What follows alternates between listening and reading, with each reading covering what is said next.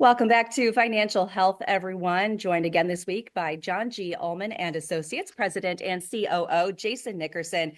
Jason, today we are talking about diversification, and we often hear that word when it is connected to when we're talking about investments. But you are saying today that we should be diversified in other ways as well. So what else should our viewers be looking at when we talk about using diversification strategies to benefit them?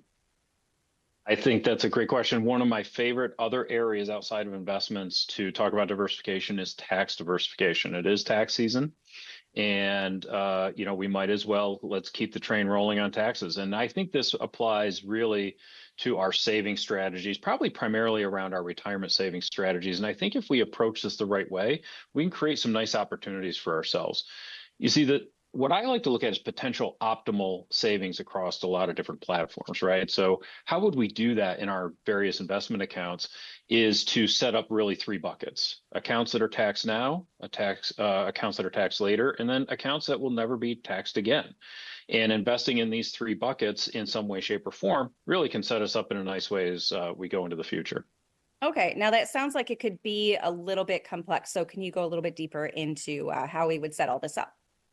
Sure. Let's reference some very specific types of accounts. So the first one, monies that we want to have taxed now, we would set up bank accounts, investment accounts, brokerage accounts, and monies earned in these types of accounts, dividends, interest, and capital gains are all taxed now on our tax return today as we earn those, right? But that's not all bad. See, we tend to be programmed that we want to pay the least amount of tax now, and this could really set us up in the future in a nice way because qualified dividends and long-term capital gains actually get discounted tax rates from our normal tax rate. Plus, these types of accounts don't have any age restrictions or time restrictions on them, like our tax-deferred savings, retirement savings accounts, or Roth IRAs. So they're very flexible, and we can use them kind of when we want to. Now, since I mentioned those other two types, I might as well just keep rolling here. The tax-deferred types, we're used to hearing things like IRAs, 403Bs, 401Ks. This is money that we're putting in now that we're not paying tax on, but we will pay tax later on it when we do take it out. Now, remember, these types of accounts have age restrictions, and if you take the money out too early, you could pay a penalty. And while there are some exceptions to that, you should go into these planning to not take the money out until a later date. All the money earned in these types of accounts, again, is deferred until you take that money out, and then it's taxable at that point in time.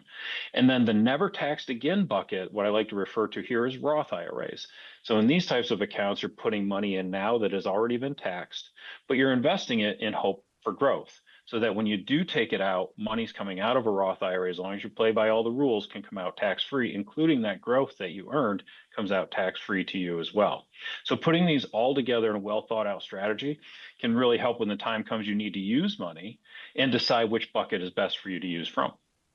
All right. Well, thank you very much, Jason. And I can tell that this is just the sort of the thing. Don't go into this to blindly and try to figure it out on your own. You definitely want to work with a qualified advisor to put this plan together and help roll it out. Very key. Qualified advisors that can look at your specific situation and put it all together for you and then help you implement it. All right. Well, Jason, so much. Thank you for joining us for this week's Financial Health. We'll see you back here next week. I'll see you next week.